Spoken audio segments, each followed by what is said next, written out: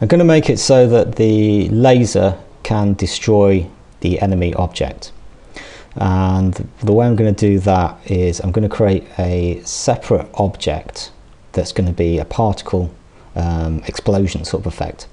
And so when the laser collision mask comes in contact with the enemy collision mask, it changes that instance from the enemy instance into the explosion instance. So first I'm going to set up my particle effect by creating a new sprite to use in the particle effect, just as we did with the jet thruster thing. So I'm going to call this explosion underscore sprite. I'm going to load in something here.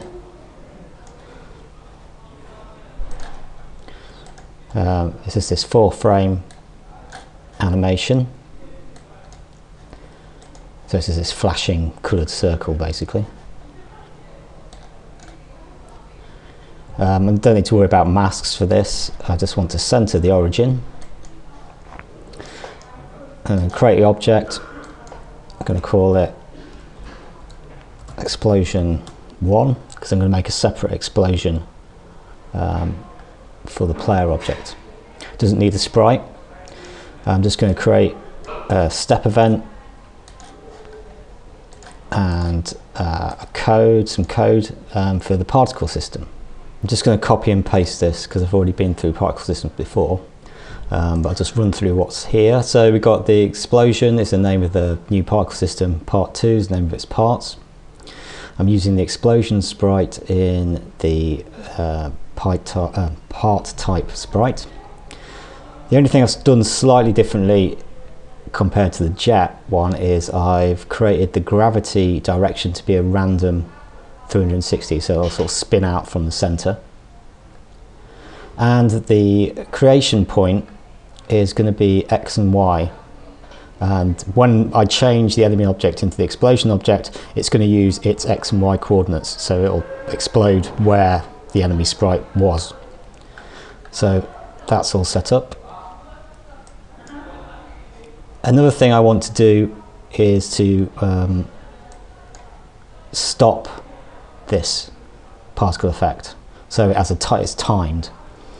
So what I'm going to do is create an alarm that will destroy the instance of this explosion.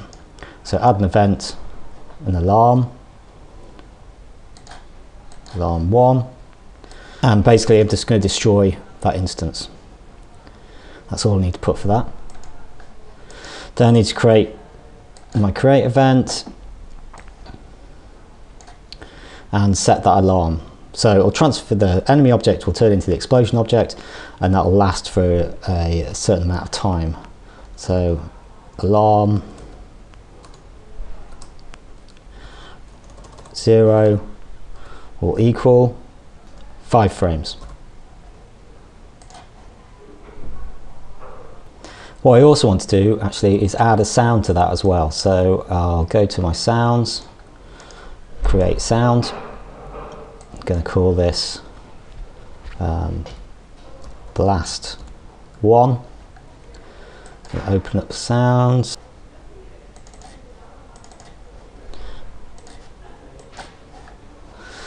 Okay. And in the create event, I'm just going to add the audio play sound function. The sound is going to be blast 1, priority 1, and the loop is false.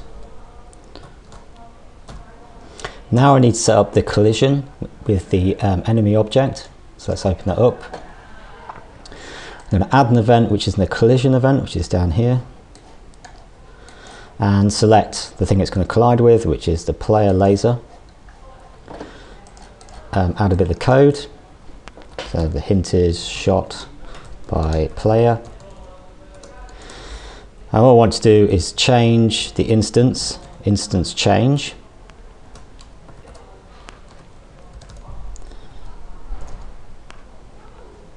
So this has 2 arguments to it. The object he wants to change into, so in this case explosion 1, and the other argument is whether it performs the code in that object which we want it to do, so we set that to true, and that's all we need to do for there. So let's test that out.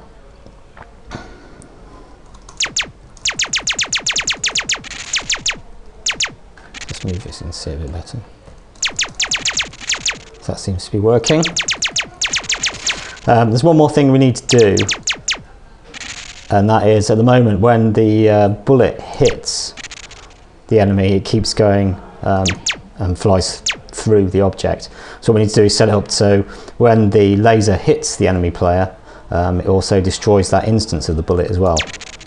So let's quickly do that. So player laser, open that up, and then add an event, a collision event, player enemy. So when it hits the enemy, I'm just going to use a shortcut here. I'm just going to use the drag and drop thing here. So instance destroy rather than put some code in. Just saves time a bit. Let's just quickly test that out.